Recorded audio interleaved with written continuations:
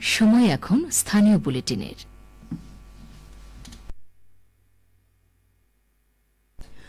আসসালামু আলাইকুম। বাংলাদেশ বেতার, রাজশাহী। স্থানীয় সংবাদ পড়ছি নূরজাহান বন্যা। 2 দফা দাবিতে 7 দিনের আলটিমেটাম দিয়ে কর্মবিরতি কর্মসূচি স্থগিত করেছে রাজশাহী বিশ্ববিদ্যালয়ের কর্মকর্তা ও কর্মচারীরা। আজ দুপুরে এক প্রেস ব্রিফিংয়ে এ ঘোষণা দেন রাবি অফিসার্স সমিতির সভাপতি মোক্তার হোসেন। তাঁদের দাবিগুলো হল চলতি বছরের 2রা জানুয়ারি ও গত 20 সেপ্টেম্বরে সংঘটিত ঘটনায় জড়িত শিক্ষার্থীদের শাস্তি নিশ্চিত করা এবং পোষ্য কোটা পুনর্বহাল করা। আন্দোলনকারীরা জানান 7 কর্মদিবসের মধ্যে দাবি মানা না হলে আরও কঠিনতর কর্মসূচি দিতে বাধ্য হবেন তারা। সেই কর্মসূচিতে বিশ্ববিদ্যালয়ে যদি কোনো অনাকাঙ্ক্ষিত ঘটনার সৃষ্টি হয় তার দায়ভার প্রশাসনকেই নিতে হবে। দেশব্যাপী সম্প্রসারিত টিকাদান কর্মসূচি ইপিআই অংশ হিসেবে রাজশাহী সিটি কর্পোরেশন এলাকায় টাইফয়েড জ্বর প্রতিরোধে জাতীয় টাইফয়েড টিকাদান ক্যাম্পেইন 2025 শুরু হতে যাচ্ছে।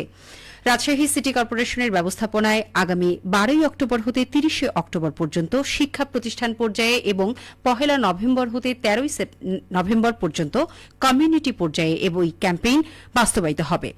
এই কার্যক্রম উপলক্ষে আজ রাজশাহী বিভাগীয় কমিশনার কার্যালয়ের কনফারেন্স রুমে রাসিকের আয়োজনে এক সংবাদ সম্মেলন অনুষ্ঠিত হয়। সংবাদ সম্মেলনে সভাপতিত্ব করেন রাজশাহী বিভাগীয় কমিশনার ও রাজশাহী সিটি কর্পোরেশনের প্রশাসক খন্দকার আজিম আহমেদ এনডিসি। সংবাদ সম্মেলনে তিনি জাতীয় টাইফয়েড টিকাদান ক্যাম্পেইন 2025 সফলভাবে বাস্তবায়নে সংশ্লিষ্ট সকলের সহযোগিতা কামনা করেন। এদিকে টাইফয়েড টিকাদান ক্যাম্পেইন উপলক্ষে নাটোর জেলায় ওরিয়েন্টেশন কর্মশালা অনুষ্ঠিত হয়েছে। আজ জেলা প্রশাসকের সম্মেলন কক্ষে আয়োজিত কর্মশালায় প্রধান অতিথি ছিলেন জেলা প্রশাসক আসমা শাহিন। কর্মশালায় বক্তারা বলেন, দেশে প্রতি বছর প্রায় 5 লাখ মানুষ টাইফয়েড জ্বরে আক্রান্ত হয়। আক্রান্তদের মধ্যে প্রায় 8,000 মানুষ মারা যায়। মৃত্যুবরণকারীদের মধ্যে 68% 9 মাস থেকে 15 বছর বয়সী শিশু। এই বয়সী শিশুদের সুরক্ষা প্রদানের লক্ষ্যে সরকার বিনামূল্যে টাইফয়েডের টিকা প্রদান করতে যাচ্ছে। এই টিকা সম্পূর্ণ নিরাপদ। শিক্ষক এবং অভিভাবকদের উচিত চলমান নিবন্ধন প্রক্রিয়ায় শিশুদের অন্তর্ভুক্ত করে আগামী 12 অক্টোবর থেকে তাদের টিকাদান কার্যক্রমের আওতায় নিয়ে আসা। শিশু, কিশোর, কিশোরী ও নারী উন্নয়নে সচেতনতামূলক প্রচার কার্যক্রম শীর্ষক প্রকল্পের আওতায় ইউনিসেফের সহযোগিতায় জেলা তথ্য অফিস, স্কাউটস এবং গার্ল গাইডস সদস্যদের জন্য এই কর্মশালার আয়োজন করে। রাজশাহী মেট্রোপলিটন পুলিশের থানা ও ডিবি পুলিশের অভিযানে বিভিন্ন অপরাধের অভিযোগে 24 জনকে আটক করা হয়েছে। মহানগরীর বিভিন্ন স্থানে অভিযান চালিয়ে ওয়ারেন্টভুক্ত 8 জন, মাদক মামলায় 5 জন ও অন্যান্য মামলায় 11 জনকে গ্রেফতার করেছে রাজশাহী মেট্রোপলিটন পুলিশ।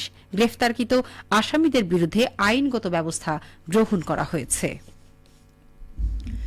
চাঁপাইনবাবগঞ্জের ভোলাহাট উপজেলার চামুশা ও চান শিকারী সীমান্ত দিয়ে 3য় দফায় আবারও 19 জনকে পুশিন করেছে ভারতীয় সীমান্তরক্ষী বাহিনী বিএসএফ।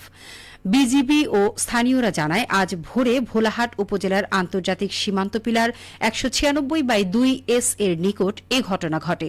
পুশিন হওয়াদের মধ্যে 3 জন শিশু, 6 জন নারী এবং 10 জন পুরুষ রয়েছেন।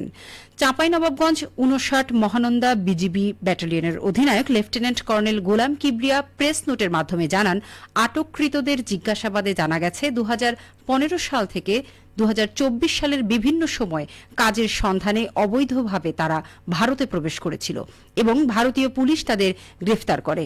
পরে বিভিন্ন মেয়াদের সাজা ভোগ শেষে পুলিশ তাদেরকে বিএসএফ এর নিকট হস্তান্তর করে। আজ ভোরে তাদের বাংলাদেশের অভ্যন্তরে ঠেলে দিলে বিজিবির টহল দল তাদেরকে সীমান্ত এলাকা থেকে আটক করে। নাটোরে রোপা আমন ধান চাষের আবাদি জমি লক্ষ্যমাত্রা অতিক্রম করেছে। জেলায় চলতি মৌসুমে 76,885 হেক্টর জমিতে ধান চাষের লক্ষ্যমাত্রা থাকলেও আবাদ হয়েছে 76,997 হেক্টর জমিতে। এর মধ্যে উচ্চ ফলনশীল জাতের 70,646 হেক্টর, হাইব্রিড 5,746 হেক্টর এবং স্থানীয় জাতের 605 হেক্টর। বর্তমানে যুগপৎভাবে চলছে সেচ ও সার প্রদান এবং আগাছা নিধন অর্থাৎ পরিচর্যা কার্যক্রম। কিছু ক্ষেত্রে কৃষকরা পার্চিং, লিফ কালার চার্ট বিভিন্ন প্রযুক্তি ব্যবহার করছেন। চারা রোপণের লোগো পদ্ধতির অনুসরণও লক্ষ্য করা গেছে। কৃষি সম্প্রসারণ অধিদপ্তর নাটোর জেলা কার্যালয়ের উপপরিচালক মোহাম্মদ হাবিবুল ইসলাম খান জানান, রোপা আমন ধান চাষে অনুকূল আবহাওয়া বিরাজ করছে। জেলায় ধান চাষে সকল উপকরণের সহজলভ্যতাও রয়েছে। কৃষি ব্লকগুলোতে উপসহকারী কৃষি কর্মকর্তাবৃন্দ কৃষকদের প্রয়োজনীয় পরামর্শ দিয়ে যাচ্ছেন।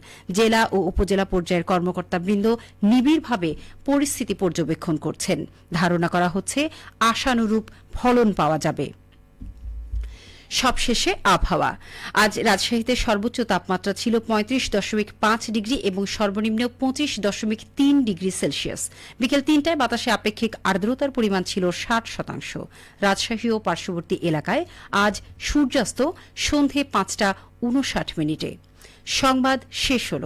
আমাদের পরবর্তী স্থানীয় ইংরেজি সংবাদ সন্ধে ৫টা ৪৫ মিনিটে।